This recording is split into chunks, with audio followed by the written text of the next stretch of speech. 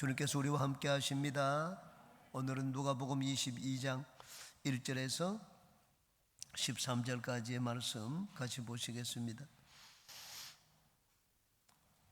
누가복음 22장 1절부터 13절까지 다 같이 합독합니다. 시작. 6월절이라 하는 무교절이 다가오매 대제사장들과 서기관들이 예수를 무슨 방도로 죽일까 궁리하니 이는 그들이 백성을 두려워함이더라. 12 중에 하나인 가룟인이라 부르는 유다에게 사탄이 들어가니 이에 유다가 대제사장들과 성전 경비 대장들에게 가서 예수를 넘겨줄 방도를 의논하며 그들이 기뻐하여 돈을 주기로 언약하는지라. 유다가 허락하고 예수를 무리가 없을 때 넘겨줄 기회를 찾더라. 6월절 양을 잡을 무교절 날이 이른지라. 예수께서 베드로와 요한을 보내시며 이르시되 가서 우리를 위하여 6월절을 준비하여 우리로 먹게 하라. 여짜오되 어디서 준비하기를 원하시나이까? 이르시되 보라, 너희가 성내로 들어가면 물 한 동이를 가지고 가는 사람을 만나리니 그가 들어가는 집으로 따라 들어가서 그 집 주인에게 이르되 선생님이 네게 하는 말씀이 내가 내 제자들과 함께 6월절을 먹을 객실이 어디 있느냐 하시더라 하라.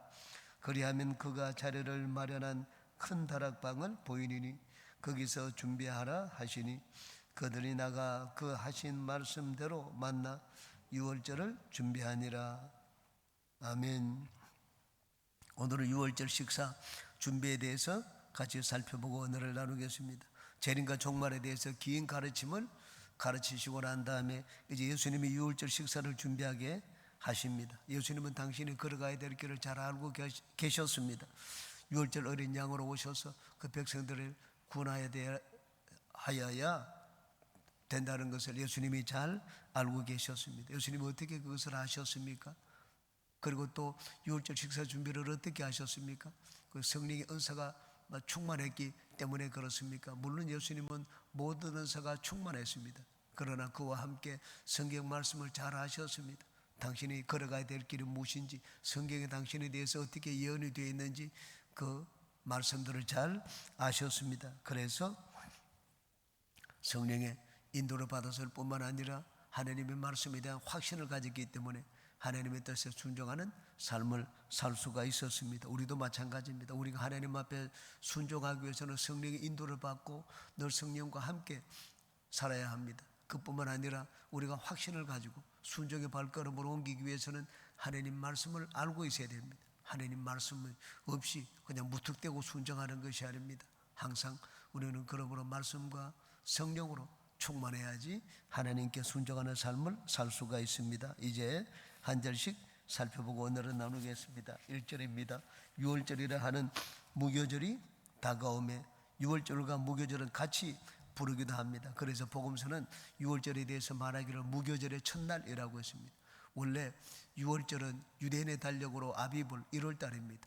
정월 1월달 14일에 드리는 절기가 6월절입니다.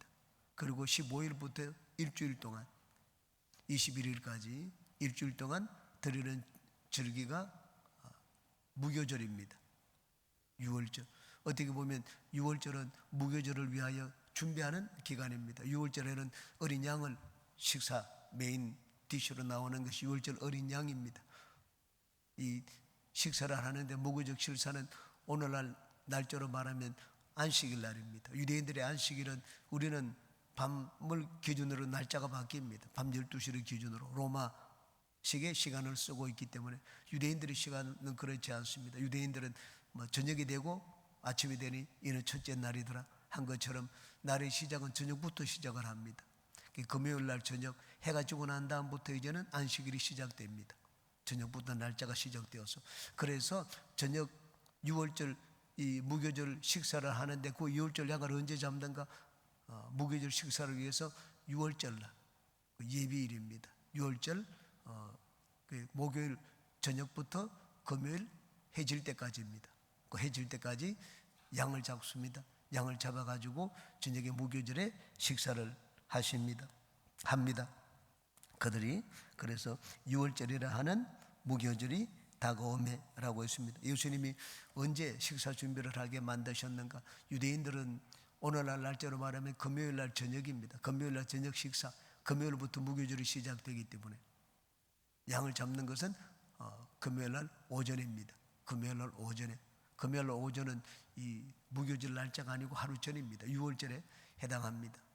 그래서 금요일 날 저녁, 이렇게 무교절 첫날 이들이 무교절 날 식사를 하는데 예수님은 언제 식사를 하셨는가? 하루 전에 식사를 하셨습니다. 유월절은 목요일 해주고 난 다음부터 시작을 합니다. 그래서 목요일 해주고 난 다음에 유월절이 시작할 때 예수님이 식사를 했습니다. 유대인들이 식사를 하는 것보다 예수님이 하루 일찍 유월절 식사를 하셨습니다. 무교절 식사를 하신 것이 아니고 유월절 식사를 하셨습니다. 왜 유대인들처럼 무교절 식사를 하시지 않았는가? 예수님이 그 다음날 잡혀 돌아가실 것을 아시기 때문입니다. 무교절 식사를 예수님이 하실 수가 없습니다. 그래서 유월절 식사를 제자들과 함께 하셨습니다.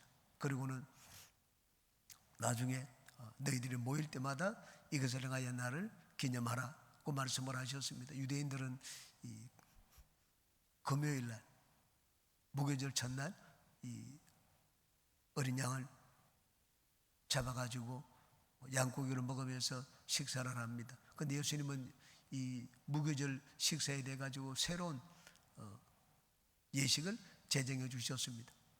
예수님께서 내가 이렇게 너희들과 함께 식사한 것처럼 너희들이 모일 때마다, 모일 때가 언제입니까? 날과 달과 절기가 중요한 것이 아닙니다. 예배를 드릴 때입니다. 내가 예배를 드릴 때, 모일 때 꼭 주일을 말하는 것이 아닙니다. 예배를 드릴 때, 모일 때는 이것을 향하여 나를 기념하라고 말씀을 하셨습니다. 그 유대인들은 지금도 무교절 금요일 날 저녁입니다. 무교절 날 그 유월절 식사를 합니다. 그런데 예수님은 우리에게 새로운 신약의 하나님의 백성들 교회에는 다른 방식의 유월절 식사의 예법을 제정해 주셨습니다. 여기 유월절이라는 무교절이 다가오며 2절에 대제사장들과 서기관들이 예수를 무슨 방도로 죽일까 궁리하니 이는 그들이 백성을 두려워함이더라. 대제사장들과 서기관들은 유대인 이 종교 지도자들입니다. 그들은 예수님을 제거하려고 했습니다. 왜? 예수님 때문에 너무나 자기들이 피해를 입는 것이 많았습니다. 이전까지는 종교적인 권위를 가진 자들이고 백성들이 그들을 잘 따랐는데 이제 예수님 때문에 백성들이 자기들을 따르지 않습니다. 서기관은 가르치는 자입니다. 서기관이 가르치려고 해도 성전에 와서 서기관 밑에 와서 말을 듣는 것이 아니라 백성들이 전부 예수님께로 갑니다. 예수님이 믿기가 이루 말할 수가 없습니다. 게다가 자기들과 같이 자기들의 맞는 그런 가르침대로 가르치는가, 예수님의 가르침은 자기들이 가르치는가 같지 않았습니다. 그러니까 백성을 또 잘못 인도한다고도 생각을 했습니다. 예수님을 알지 못하기 때문에 어떻게 하든지 자기들의 이해관계가 막 상충되었습니다. 막 성전에 들어와서 막 상 파는 비둘기 제사 드리는 제물 파는 자들 상을 다 엎어버리고 하니까 자기에게 돌아오는 이익도 줄어들고 모든 것이 이 예수님 때문에 잃는 것이 많았습니다. 그래서 예수님을 없애려고 했습니다. 오늘날도 마찬가지입니다. 여러분 정치 이 권력을 잡은 자들이 자기 방해되는 세력을 어떻게 합니까? 어떻게든지 없애려고 합니다. 정직을 제거하려고 하죠. 공산사회도 마찬가지입니다. 어느 사회에서나 공산사회뿐만 아니라 어느 곳에서도 이 정치적인 자기와 같은 편이 아닌 다른 자는 제거하려고 합니다. 예수님을 제거하려고 했습니다. 그런데 함부로 하지 못했습니다. 왜냐하면 많은 백성들이 예수님을 따랐기 때문입니다. 우리도 마찬가지입니다. 이전에 박정희 정권 시절에 김대중 씨를 없애려고 했지만은 없애지를 못했습니다. 백성들, 국민들 때문에 많은 사람이 따르기 때문에 다른 나라도 마찬가지입니다. 이게 국민들의 대중의 힘이 무섭습니다. 내가 정치 권력을 가졌다고 해서 마음대로 할 수 있는 것이 아닙니다. 권력이 어디서 나오는가? 권력은 공산주의에서는 총구에서 나온다고 하는데 우리 민주사회에서는 권력은 국민에게서 나온다고 얘기를 합니다. 이 국민들의 힘이 무서운 것처럼 백성들 때문에 예수님을 이들이 함부로 하지를 못했습니다. 3절에 12 중에 하나인 가룟인이라 부르는 유다에게 사탄이 들어가니 예수님 제자 중에 한 사람 가룟인이라 부르는 유다라고 했습니다.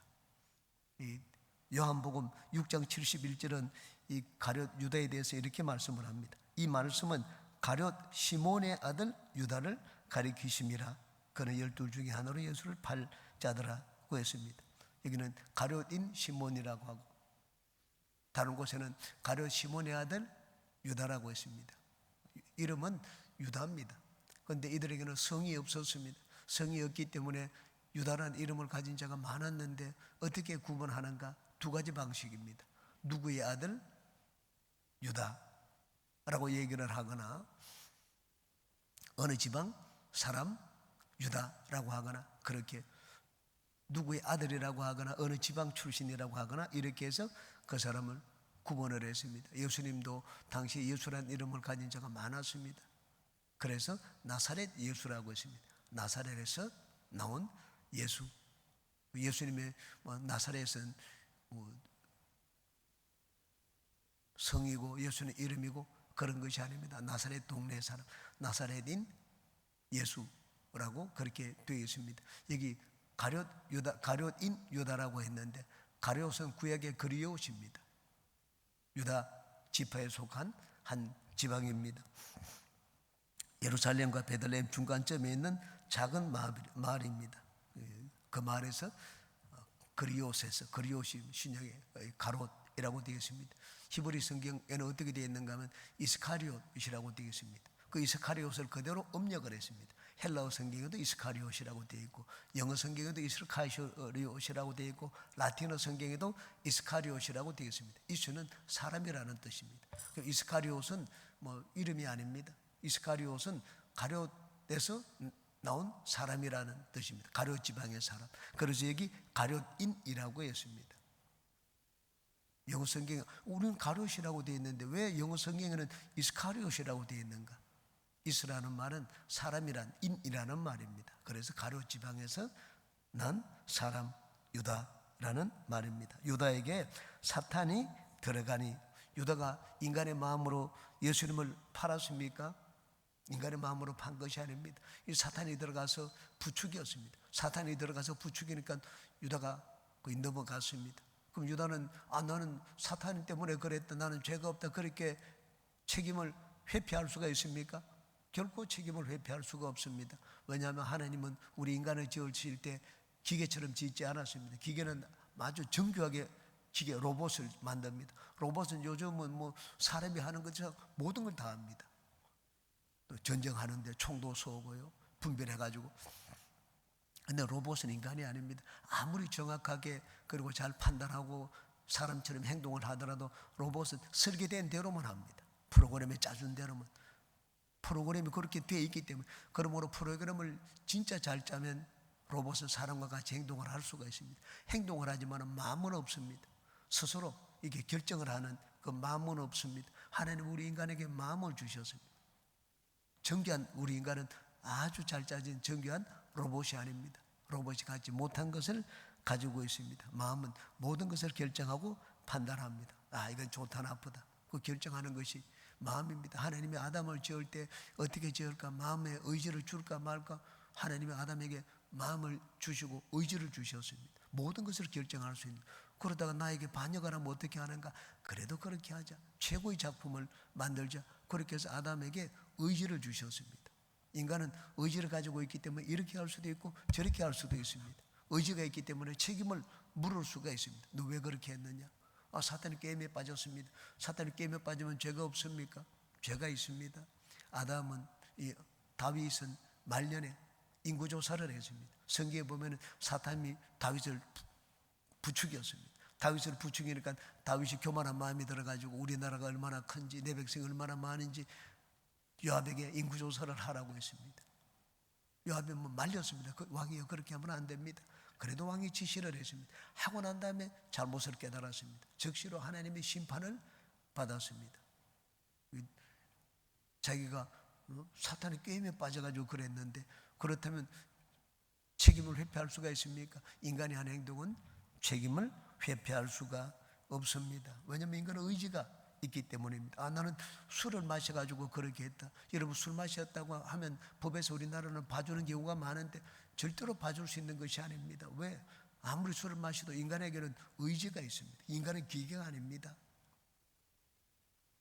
사탄이 그래서 그랬다. 술을 마셔가지고 그랬다. 인간은 판단할 만한 그런 의지가 있습니다. 그러므로 인간이 내가 의지로 이기기 힘들 때, 사탄이 나를 공격을 하고 시험을 할 때, 그럴 때 어떻게 해야 되는가? 그럴 때 성령님을 의지해야 됩니다. 그래서 성령님 우리 가운데 와 계시지 않습니까? 저는 내 힘으로 안 될 때 성령을 의지해서 도움을 받은 그런 경우가 많습니다.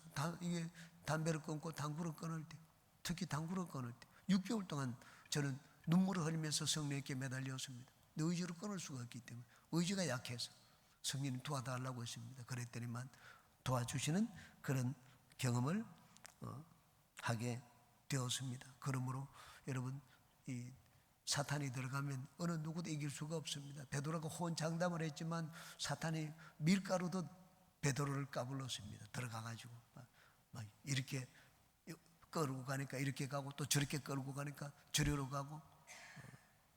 우리 인간은 막 나는 대단한 존재인 것처럼 보이지만 그렇게 인간은 대단하지 않습니다. 사탄에 걸리게 되면 누구든지 다 넘어갑니다. 유다가 어떻게 배말을 했는가? 마음에 그런 예수님에 대해 가지고 불만이 있었습니다. 사탄이 누구를, 제자들 가운데 누구를 택했느냐? 사탄이 바로 유다를 택했습니다. 왜? 제일 불만이 있고 마음속에 예수님에 대해 가지고 좋지 않은 그런 생각을 가지고 있었기 때문입니다. 그러므로 우리가 항상 마음의 생각을 잘 가져야 됩니다. 사탄이 그냥 아무나 막 시험하는 것이 아닙니다. 마음에 이 사탄이 들 만한 그런 내가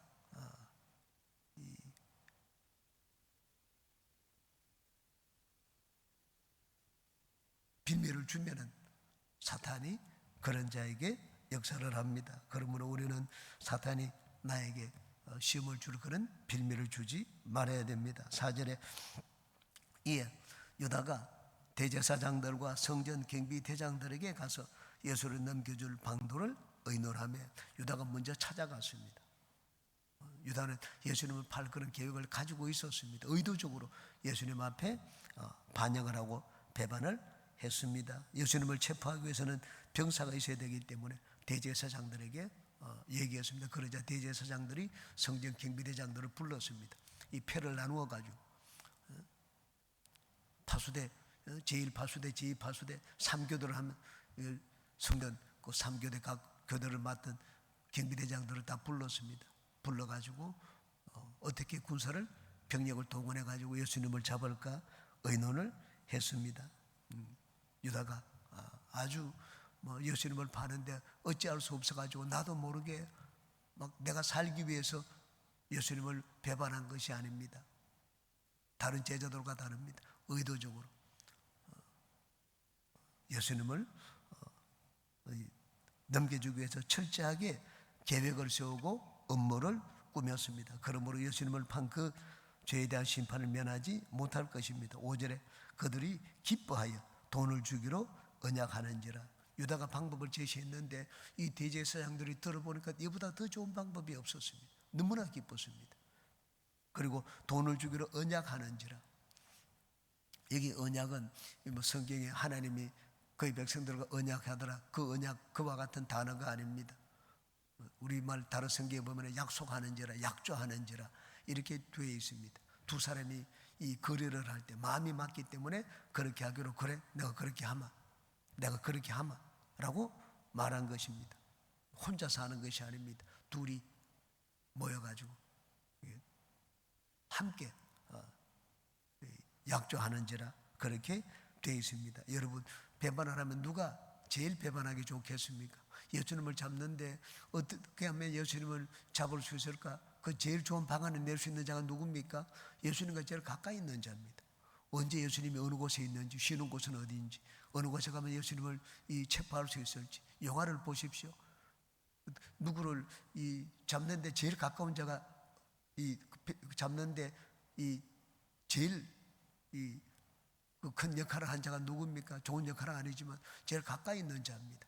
가까이 있는 자라야지 그 사람 체포하는데 어디서 있으면 장소도 알고 제일 잡기 편한 시간도 알고 동선도 알고 모든 것을 다 압니다. 그래서 예수님이 동선이었던지, 그리고 어느 때 예수님이 어느 곳에서 혼자 따로 있는지, 이 예수님에 관한 시간을, 동선을 제일 잘 아는 자가 예수님의 제자였습니다. 그래서 가돌 유다가 와서 예수님에 대해서 얘기했습니다. 그러자 제사장들이 너무 기뻐했습니다. 돈을 주기로 언약을 했다고 했습니다. 6절에 유다가 허락하고 예수를 무리가 없을 때 넘겨줄 기회를 찾더라. 그들이 약조를 했다. 함께 우리 이렇게 하겠다. 돈을 이만큼 주겠다. 다른 곳에 보면 은 30냥입니다. 은전 30냥. 소 한 마리 값입니다. 예수님이 소 한 마리 값에 팔렸습니다. 뭐 거금에 팔린 것도 아니고 소 한 마리 값에 예수님이 팔렸습니다. 유다가 허락을 했습니다. 서로가 약속한 내용이 서로에게 맞았다는 말입니다. 한쪽은 기뻐했습니다. 한쪽은 어떻습니까? 한쪽은 그래, 내가 그렇게 하겠다, 그렇게 받아들였습니다. 예수를 무리가 없을 때에 넘겨줄 기회를 찾더라. 백성들 때문에.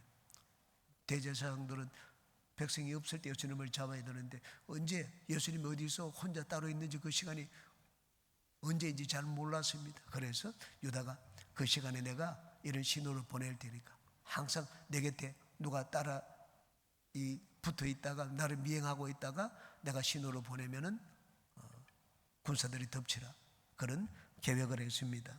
그래서 기회를 찾더라고 했습니다. 유다의 죄는 진짜 의지적인 죄였습니다. 그러므로 심판을 결코 면하지 못할 것입니다. 예수님이 유다에 대해서 하신 말씀이 무엇입니까? 나를 파는 자는 차라리 태어나지 않았으면 좋았을 뻔했다, 그렇게 말씀을 하셨습니다. 심판을 면하지 못한다는 말입니다. 7절에 유월절 양을 잡을 무교절 날이 이런지라. 무교절 날, 무교절 저녁 식사를 하는데 낮에 양을 잡습니다. 우리는 저녁이나 낮이나 같은 날이지만 유대인들은 날짜가 다릅니다. 날짜가 바뀝니다. 저녁이 되면 이제는 안식일이 되고 금요일 날 저녁부터 안식일입니다. 금요일 날 낮은 하루 전날이 됩니다. 유월절이 됩니다. 그래서 낮에 양을 잡습니다. 유대인들은 양을 잡을 때 출애굽기 12장에 보면은 먼저 열흘 전에 양을 10일 날, 아비벌 10일입니다. 이렇게 양 잡는 날이 14일이니까 10일 날 양을 탁 택해 가지고는 그 백성들과 함께 있도록 하라고 했습니다. 10일이면 예수님이 예루살렘에 들어온 날입니다. 주일입니다. 예수님이 주일날 예루살렘에 들어오셔가지고 5일 동안 백성들과 함께 생활을 했습니다. 함께 생활하고 난 다음에 14일 날 예수님이 체포당하시고 십자가에 달렸습니다. 구약의 하라는 그대로 5일 전에 예수님이 백성들과 가족들과 함께 양이 생활을 하다가 그 5일 뒤에 그 14일 되는 날에, 5일째 되는 날에 어린 양을 잡도록 했습니다. 예수님이 주일날 예루살렘에 입성을 해서 5일 동안 같이 계시다가 목요일 날 이제는 달리셨습니다. 유월절 양을 잡을 무교절 날이 이런지라. 8절에 예수께서 베드로와 요한을 보내시며 이르시되 가서 우리를 위하여 유월절을 준비하여 우리로 먹게 하라. 예수님은 유월절 식사를 위해서 두 사람만 보내었습니다. 많은 사람을 보내지 않았습니다. 예수님도 아주 철저합니다. 예수님은 언제 붙잡혀야 되시는 줄 알고 계셨습니다. 성경에 있는 대로 그대로 예수님이 가셔야 된다는 것을 아셨습니다. 그래서 마음대로 행동을 하지 않았습니다. 주의하고 조심했습니다. 유다가 당신을 팔 것을 알고 계셨습니다. 많은 사람들에게 예수님에 대해서 알리지 어떻게 해야 됩니까? 유월절 식사하기도 전에 붙잡힐 것입니다. 그래서 예수님이 아직 할 일이 남으셨기 때문에 유월절 식사를 해야 될 일이 남고 또 제자들의 발도 씻기고 하실 일이 남았습니다. 그 일이 있기 전에 체포당하시면 안 됩니다. 그래서 일이 미리 알려지지 않도록 예수님도 아주 비밀스럽게 은밀하게 일을 진행했습니다. 그래서 제일 믿을 만한 제자 베드로와 요한을 보내었습니다. 야고보는 뺐습니다. 더 많은 사람은 좋지 않기 때문입니다. 두 사람만 보내었습니다. 가서 우리를 위하여 유월절을 준비하여 우리로 먹게 하라. 예수님의 유월절 식사를 무교절 식사가 아니고 유월절 식사를 하시기를 원하셨습니다. 우리로 말하면 금요일 날 유대인들은 식사를 하는데 예수님은 목요일 날 저녁에 식사를 하셨습니다. 9절에 여짜오되 어디서 준비하기를 원하시나이까. 뭐 제자들이 뭐 스승님 계세요, 가만히 계세요, 우리가 다 알아서 하겠습니다. 요즘 뭐 스승을 섬기는 이 밑에 있는 사람들이, 스태프들이 그냥 위에 자기 상관을 가만히 앉혀놓습니다. 그리고 밑에 다 모든 걸 준비합니다. 근데 예수님의 제자들은 그렇지 않았습니다. 예수님이 지시하는 대로 행했습니다. 제자들이 뭐 자기들 뜻대로 준비하지 않았습니다. 왜?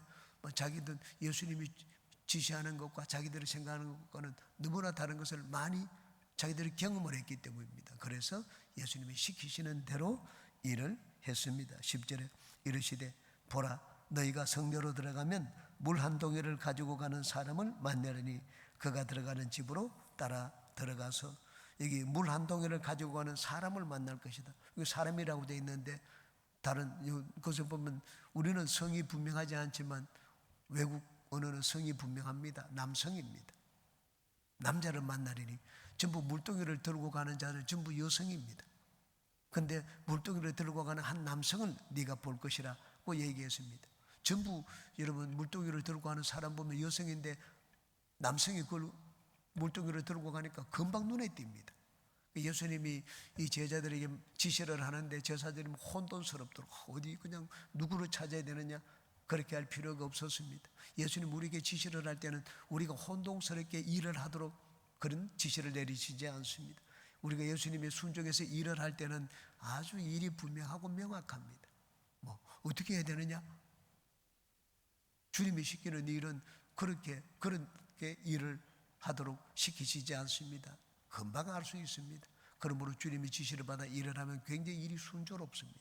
이게 만나는데 결코 어렵지 않았습니다. 그 많은 사람들 가운데 유월절 준비하기 전부 다 물을 뜨고 사람들이 바쁩니다. 어떻게 사람을 분별합니까? 남자가 물동이를 가지고 가는 것을 볼 것이라고 했습니다. 그러면 그 사람을 따라가라고 했습니다. 사람 이름을 가르쳐 주지 않았습니다. 여기 어느 집에 가서 준비하도록 하라. 예수님이 그곳이 어딘지 다 알고 계셨습니다. 그런데 그 사람 이름을 말하지 않았습니다. 왜 말하지 않았습니까? 그러면 가룟 유다가 듣고 있다가 당장 나가서 얘기할 것입니다. 예수님이 모든 일을 준비를 하되 아주 필요할 때는요 지혜롭게 일을 하시고 은밀하게 일을 하시고 모든 걸 드러내놓고 일을 하시지 않았습니다. 조심해야 될 부분은 예수님이 조심하셨습니다. 하나님이 다 알아서 해주시겠지 그렇게 하지 않았습니다. 우리는 일을 할 때 뭐 하나님이 전능하시니까 다 알아서 해주시겠지, 내가 뭐 일도 제대로 하지도 않고 하나님만 핑계대고 하나님 핑계를 대는 것입니다. 자기가 자기 책임을 다하지 않는 것입니다. 예수님은 일을 할 때 아주 철저하게 이렇게 조심스럽게 어떤 일이 있는 줄 아시기 때문에, 그리고 하나님의 계획이 어긋나지 않도록 하나님의 계획이 그냥 손상을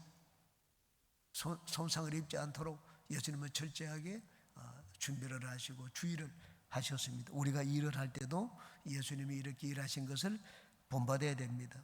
물 한 동이를 가지고 가는 사람을 만나리니 11절에 그 집 주인에게 이르되 선생님이 내게 하는 말씀이 내가 내 제자들과 함께 유월절을 먹을 객실이 어디 있느냐 하시더라 하라고 했습니다. 예수님이 이 사람과 미리 짜놓았느냐? 결코 그렇지 않습니다. 예수님은 짜놓지 않고 어디 가서 식사할 걸 다 알고 계셨습니다. 하나님의 뜻에 순종하는 예수님을 위하여 하나님은 모든 것을 다 준비해 놓으셨습니다. 예루살렘에 들어갈 때 이 나귀를 준비해 놓으신 것처럼 여기도 마찬가지입니다. 유월절 식사를 하는데 식사를 할 것도 예수님이 다 하나님이 준비를 해 놓으셨습니다. 여러분 우리도 마찬가지입니다. 우리가 하나님이 모든 것을 준비해 놓은 그런 인생을 살기 위하면 하나님의 뜻을 잘 분별해서 하나님의 뜻에 순종하는 삶을 살아야 됩니다. 하나님의 뜻에 순종하지도 않고 뭐 하나님 왜 나에게는 뭐 준비가 되어 있지 않습니까? 하나님에게 뭐 탓하듯이 하나님 앞에 막 호소하고 하나님께 무슨 문제가 있는 것처럼 하나님께는 문제가 없습니다. 예수님은 철저하게 하나님의 뜻을 알고 뜻에 순종하는 삶을 사셨습니다. 그래서 하나님도 예수님을 위하여 모든 것을 다, 하나님의 뜻을 이루기 위하여 모든 것을 다 준비해 주셨습니다. 우리도 마찬가지입니다. 하나님이 내 인생을 위하여 모든 것을 준비해 놓으시는 그런 인생을 살기 위해서는 우리가 다 하나님의 뜻을 잘 분별하고 순종하는 삶을 살아야 됩니다. 그런 삶을 사는 우리가 되시기 바랍니다. 12절 우리 같이 읽겠습니다. 그리하면 그가 자리를 마련한 큰 다락방을 보이리니 거기서 준비하라 하시니. 이것까지 예수님이 다 하셨습니다. 그 사람이 다락방을 내놓을 줄 어떻게 아셨습니까? 예수님 다 하시고 그쪽도 이런 말을 하면 내가 내놓아야 된다, 미리 준비를 다 해놓도록 만드셔서 미리 준비를 해놓도록 양쪽에 다 지시를 하셨습니다. 어떻게 그렇게 할 수가 있는가? 결코 어렵지 않습니다. 우리는 사도행전에 고넬료 가정의 사건을 합니다.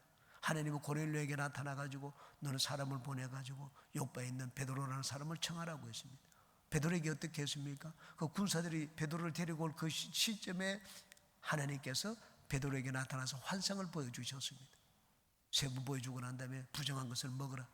그러고 난 다음에 문소리가 나니까 가라. 내가 보낸 자들이다. 여러분, 하나님의 지시는 계시는 쌍방직입니다. 막 나 혼자 나는 당신과 결혼하라는 계시를 받았습니다. 계시를 받았다고 해서 상대방에 가서 청혼을 하고 하나님 뜻이라고 하면 상대방이 받아들이겠습니까? 여의도에 한 목사님이 이게 7명의 여자가 왔습니다. 전부 계시를 받았다고 하면서. 그런데 이분은 계시를 받지 않았습니다. 하나님은 한쪽에만 계시를 주시지 않습니다. 진짜 일이 이루어지도록 하기 위해서는 양쪽에 다 계시를 주십니다.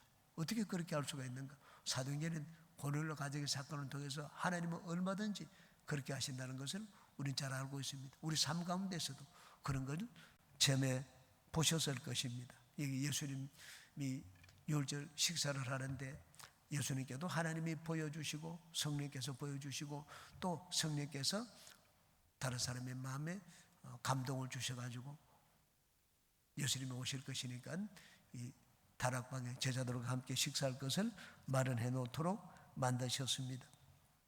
13절에 그들이 나가 그 하신 말씀대로 만나 유월절을 준비하니라. 나가서 보니까는 말씀대로 그대로 다 되었습니다. 그래서 유월절을 준비를 했습니다. 예수님이 말씀을 하시면 그 말씀이 반드시 이루어집니다. 오늘날 주님이 우리에게 하시는 말씀이 성경 말씀입니다. 내가 순종하겠다고 하면 내가 나가서 그대로 하나님 말씀대로 행하면 그 말씀이 이루어집니다. 왜 말씀이 나에게 이루어지지 않습니까? 말씀을 읽고 순종하지 않기 때문입니다. 순종하면 말씀이 이루어집니다. 하나님 말씀대로 먼저 그의 나라 그 일을 구하면 우리 먹고 입고 마시는 것 하나님이 다 돌봐주십니다. 무엇으로 심든지 심은 대로 거둔다고 했습니다. 많이 거두기 위해서는 많이 심고, 내가 하나님 앞에 심는 거 하나님이 다 보십니다. 하나님이 바보가 아니지 않습니까? 우리가 성경 말씀대로 살면 성경 말씀에 약속된 그 복을 우리가 다 받아 누릴 수가 있습니다. 하나님 말씀 앞에 순종함을 보여서 말씀에 약속된 복을 받아 누리는 우리 모두가 되시기를 바랍니다. 기도하겠습니다.